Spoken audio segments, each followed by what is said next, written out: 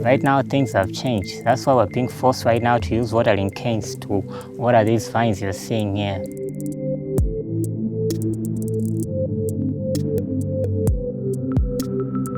If we don't work on it today, tomorrow is scary.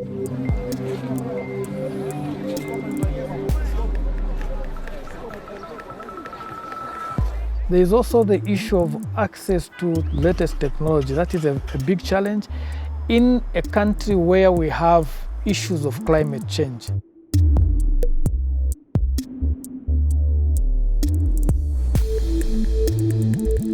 A lot of times we have information being generated through research, but it remains on our shelves.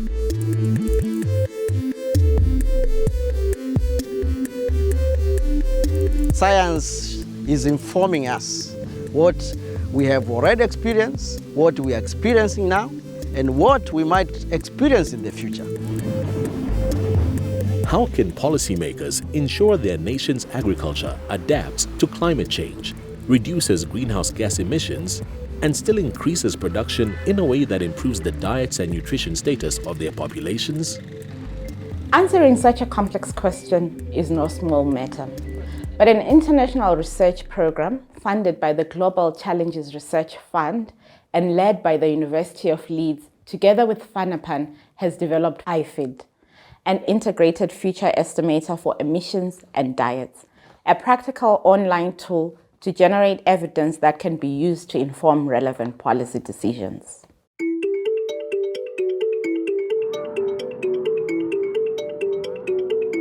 I find iFEED to be unique in its own way. One of the key issues is that it actually gives you a vision. So basically, each and every country has got an opportunity to see its policy outcomes, and from there, it has a clear vision. Like, okay, if we take this part, this is where we're gonna end up to in the next 20 or 50 years coming. If we take this direction, and this is where also we're going to end up with in the next 20 to 50 years. By combining climate and crop modeling with specialist expertise and stakeholder-driven research agendas, the iFEED framework helps policymakers across the African continent access the evidence they need to plan future food production. The aim of the initiative is to make agriculture and food production in sub-Saharan Africa more productive, sustainable, and resilient to climate change. FANAPAN, or the Food, Agriculture and Natural Resources Policy Analysis Network, and their international project partners have been working with governments and local agricultural organizations in Malawi, South Africa, Tanzania, and Zambia to create an evidence base to underpin new country-specific policies in agriculture and food production. Agriculture sector is multifaceted. We're talking about trade, we're talking about research, we're talking about extension services, we're talking about programming itself, we're talking about on-farm activities, off-farm activities, and there are so many players. So all these guys will be brought together when we have the iFEED, model scenarios put in place. Because the models are not only giving us the picture on the climate, but they're also showing how they will affect different facets within the agriculture sector, whether it's trade, productivity, maybe what kind of interventions we need to put in place, like extension services, policies, and stuff like that. So all these guys will be brought in together, and then each one of them will be pulling out from these results, the models and the output of the models, how best we can respond to the observations that have been made in the model with regard to addressing climate change issues in Malawi. In making their momentous decisions, policymakers have to consider a wide range of factors, such as how land is used, what crops or livestock are produced, the impact of climate change, farmers' access to markets, and international trading patterns. There is not only going to be one path to follow, but rather a range of options to choose from in deciding a way forward. In the formulation of the policy, it needs to be at all the different levels. Some of those policies around land reform and also around the allocation of the land for urban development or industrial development really needs to be looked into. And so it's not only about the agricultural policy, but also about the water policy and also about the other development policies that need to understand about climate change and the limitations on our resources.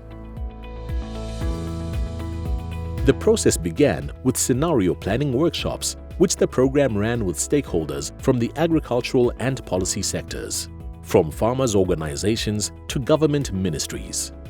Participants chose specific areas that are important for the agriculture sector in each country, such as technological innovation, land distribution or policy changes, and considered how they might play out in the future in the context of greater or lesser climate change. As an engagement or as an intervention that is focusing on providing information, the scenarios that are being analyzed in as far as how climatic patterns will change over time will provide relevant information that will help farmers and policies to actually address and adapt, even mitigate some of the challenges that they're actually encountering. The research that was done was actually done in a very systematic way, in such a way that it comprises of the reality issues, things that are really happening on the ground.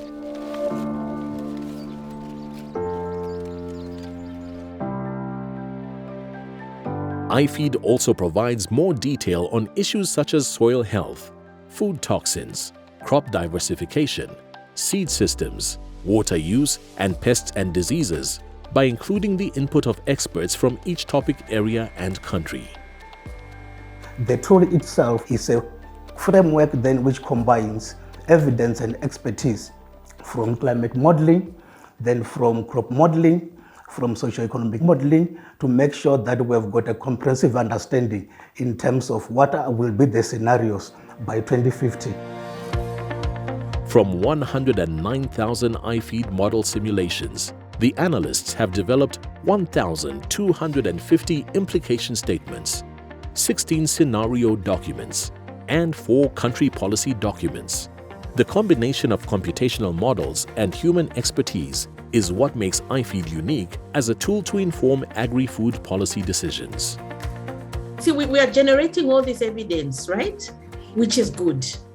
On paper, we are generating it, but we need to make sure that our policymakers are taking it up and using it effectively. The key question is, how do we make sure that we are fast-tracking implementation of these policies towards the medium-term goal of a middle-income economy for the country? Certainly, given the uncertainty of future decades, both from a trade and geopolitical perspective and from a climate change perspective, looking ahead and planning now for decades to come rather than waiting for things to happen and responding to them, I think is absolutely key. To develop policy, people tend to look at what's happened in the past. In contrast, iFEED fosters a forward-looking approach backed by empirical evidence. It considers potential future scenarios and the policy pathways that can help to reach our desired goals of an African continent free from hunger, malnutrition, and poverty. By providing concrete, evidence-informed policy pathways and not just simplistic recommendations, iFEED is a robust tool that will help us deal better with an unpredictable world.